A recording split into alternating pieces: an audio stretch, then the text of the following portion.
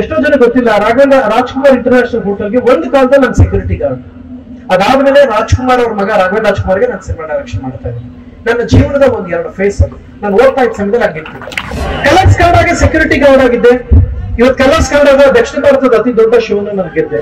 ನಾನು big colours security guard ಆಗಿದೆ. ನನ್ನ ಸಿನಿಮಾ ನೋಡಿ ನಾನಂಗ್ ಮಾಡಲ್ಲ, ನನಗೆ ಯೋಗ್ಯತೆ ಇದ್ರೆ ನೋಡಿ, ಇಲ್ಲ ತಿದ್ಕೊಳ್ತೀನಿ ಅಂತ ಹೇಳ್ತೀನಿ. ಯಾಕೆಂದ್ರೆ ಮನುಷ್ಯ ಗೆಲ್ಲೋಕೆ ಸಿಂಪತಿ ಮಾನದಂಡ ಆಗ್ಬಾರ್ದು. ಆಯ್ತು ಬಿಡಮ್ಮ, ನೀನ್ ಕಳ್ಸಿ ಸುಮ್ಮನೆ ಹೊಡಿಬೇಡ, ಸುಮ್ಮನೆ ಯಾಕೆ ಹಿಂಸೆ ಕೊಟ್ಟೆ ನೀನು. ಅದೊಂದು ವಂಡರ್ಫುಲ್ ಎಕ್ಸ್ಪೀರಿಯನ್ಸ್. ಯಾಕೆ ಅಂತ ಹೇಳ್ತೀನಿ ನೋಡಿ, ನಮ್ಮವರಲ್ಲದ ಜನಗಳ ಮಧ್ಯೆ ನಮ್ಮ ತರ ಉಳಿಸ್ಕೊಳ್ಳೋದು ಬಿಗ್ ಬಾಸ್. ನಿಮ್ಗೆ ಒಂದ್ ಸತ್ಯ ಹೇಳ್ತೀನಿ, ಈಗ ಬಿಗ್ ಬಾಸ್ ಹೋಗ್ಬೇಕಾದ್ರೆ ಏನ್ ಮಾಡ್ತಾರೆ ಗೊತ್ತಾ, ಈಗಿನ ಹೋಯ್ತೇವೆ ಅವರು ಆಟಾಡಲ್ಲ, ಸೋಷಿಯಲ್ ಮೀಡಿಯಾ ಅಕೌಂಟ್ಸ್ ಇಟ್ಕೊಂಡು ರೆಡಿ ಮಾಡ್ಕೊಂಡು ಹೋಗ್ತಾರೆ, PR ಇಟ್ಕೊಂಡು ಹೋಗ್ತಾರೆ. ನಾನು ಯಾವತ್ತೂ ಹಾಗೆ ಮಾಡಲ್ಲ. ನನಗೆ ಯೋಗ್ಯತೆ ನಿಮ್ಗೆ ಸುದೀಪ್ ಸರ್ ಹೇಳಿದ ಒಂದು ಘಟನೆ ಹೇಳ್ತೀನಿ. ಆಫ್ಟರ್ ದಟ್ ನೀವು ಡಿಸೈಡ್ ಮಾಡಿ ಬಿಗ್ ಬಾಸ್ ಅಂದ್ರೆ ಏನಂತ.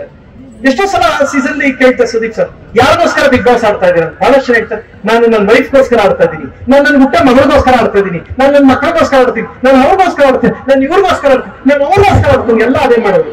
ನನ್ನನ್ನ ಕೇಳಿದ್ರು ಸುದೀಪ್ ಸರ್ ಯಾರು ಆಡ್ತಾ ಇದ್ದಾರೆ ಸರ್? 8ವರೆಗೆ ಕನ್ನಡಿಗರು ಪ್ರಾಮಾಣಿಕ ಟಿವಿ ಹಾಕಿ ನನ್ನ ಮುಸುಡಿ ನೋಡ್ತಾರೆ ಸರ್, ಅವ್ರು ನಂಬಿಕೆ ಮೋಸ ಆಡ್ಬಾರ್ದು ಅಂತ ಆಡ್ತಾ ಇದ್ದೀನಿ ಸರ್. ಏನರ್ಥ ನಾನು ಹೆಂಗಿರ್ತೀನಿ ಹಂಗೆ ಇರ್ತೀನಿ ಅಂತ ಹೇಳಿದೆ. ನಿಂತ ಯೂನಿಟ್ ನಾನು ನೋಡೇ ಇಲ್ಲಪ್ಪ ಅಂತ ಹೇಳಿದ್ರು. ಅದು ಇವತ್ತು ನಾನು ಗೆಲ್ಸ್ಕೊಡ್ತೀನಿ. ನಾನು ಯಾವತ್ತೂ PR ಇಟ್ಕೊಂಡು ಮಾಡಿಲ್ಲ.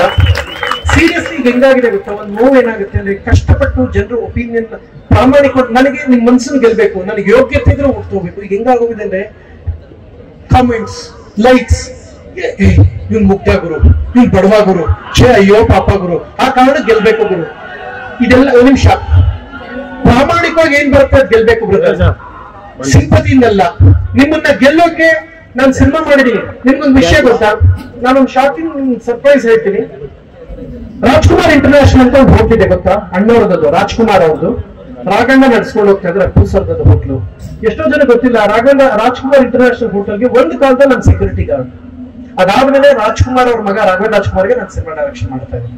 ನನ್ನ ಜೀವನದ ಒಂದು 2 ಫೇಸ್ ಅದು. ನಾನು ಓದ್ತಾ ಇದ್ದ ಸಮಯದಲ್ಲಿ ಆಗಿರ್ತಿದ್ದೆ. ಕಲರ್ಸ್ ಕನ್ನಡ ಚಾನಲ್ಗೆ ಎಷ್ಟೋ ಜನ ಗೊತ್ತಿಲ್ಲ, ಕಲರ್ಸ್ ಕನ್ನಡ ಒಂದ್ ಕಾಲದಲ್ಲಿ ನಾನು ಸೆಕ್ಯೂರಿಟಿ ಗಾರ್ಡ್. ನಮ್ಗೆ ತುಂಬಾ ಹೊಟ್ಟೆ ಹಸಿತ್ತೆ, ನಾನು ತುಂಬಾ ಊಟ ಮಾಡ್ಬೇಕು, ನನಗೆ ಏನೂ ಇರ್ತಿರ್ಲಾಗ ಕಲರ್ಸ್ ಕನ್ನಡಗೆ ಸೆಕ್ಯೂರಿಟಿ ಗಾರ್ಡ್ ಆಗಿದ್ದೆ. ಇವತ್ತು ಕಲರ್ಸ್ ಕನ್ನಡದ ದಕ್ಷಿಣ ಭಾರತದ ಅತಿ ದೊಡ್ಡ ಶೋನ ನಾನು ಗೆದ್ದೆ. ಯಾಕೆ ಮಾತು ಹೇಳಿದೆ ಅಂದ್ರೆ ಹೇಳ್ತೀನಿ, ಕೇಳಿಸ್ಕೊಡಿ. ನಾನು ಗೆಲ್ಲೋದಕ್ಕೆ ನಾನು ಕಷ್ಟಪಟ್ಟಿದ್ದೀನಿ. ನಾನು ಬಿಗ್ ಕಲರ್ಸ್ ಸೆಕ್ಯೂರಿಟಿ ಗಾರ್ಡ್ ಆಗಿದೆ. ನನ್ನ ಸಿನಿಮಾ ನೋಡಿ ನಾನಂಗ್ ಮಾಡಲ್ಲ, ನನಗೆ ಯೋಗ್ಯತೆ ಇದ್ರೆ ನೋಡಿ, ಇಲ್ಲ ತಿದ್ಕೊಳ್ತೀನಿ ಅಂತ ಹೇಳ್ತೀನಿ. ಯಾಕೆಂದ್ರೆ ಮನುಷ್ಯ ಗೆಲ್ಲೋಕೆ ಸಿಂಪತಿ ಮಾನದಂಡ ಆಗ್ಬಾರ್ದು. ಅವನ ಅರ್ಹತೆ, ಯೋಗ್ಯತೆ, ಪ್ರಾಮಾಣಿಕತೆ ಆಗ್ಬೇಕು ಅಂತ ನಾನು ನಂಬ್ತೀನಿ. ಮೊದ್ಲೆಲ್ಲ ಪ್ರಾಮಾಣಿಕವಾಗಿ ರೀಚ್ ಇತ್ತು. ನೀವು ಕೇಳಿದ ಲಕ್ಷ ಆಮೇಲೆ ಇವಳೆ ಫೋನ್ ನೋಡ್ಬಿಟ್ಟು ಕೇಳಿದ್ವಿ, ನೀನೇ ಕ್ವಶನ್ ಕೇಳ್ಬಿಟ್ಟು ನೋಡ್ತಾ 30 ಫೋನ್. ಆಯ್ತು ಬಿಡಮ್ಮ, ನೀನ್ ಕಳ್ಸಿ ಸುಮ್ಮನೆ ಹೊಡಿಬೇಡ, ಸುಮ್ಮನೆ ಯಾಕೆ ಹಿಂಸೆ ಕೊಟ್ಟೆ ನೀನು. ಸೊ ಹೇಳಿದ್ವಲ್ಲ, ನಮ್ದು ಪ್ರಾಮಾಣಿಕ ಜನ ನೋಡಿದ್ರು, ಆಶೀರ್ವಾದ ಮಾಡಿದ್ರು. ನೀವು ನಿಮ್ ಪೇರೆಂಟ್ಸ್ ಎಲ್ಲ ನೋಡೋದಕ್ಕೆ ನಮ್ಗೆ ಇವತ್ತು 3 ಊಟ ಸಿಗ್ತಾ ಇದೆ. ನಾನು ನಿಮಗ್ ಋಣಿಯಾಗಿರ್ತೀನಿ ನಿಮ್ಮೆಲ್ಲರಿಗೂ ಬದುಕಿರೋ ತನಕ. ಬಿಕಾಸ್ ನಥಿಂಗ್, ಏನೂ ಇಲ್ಲಿದ್ದಾಗ ಗುರುತಿಸಿ ಗೌರವಿಸೋ ಒಂದು ಅವಕಾಶ ಕೊಟ್ರಿ.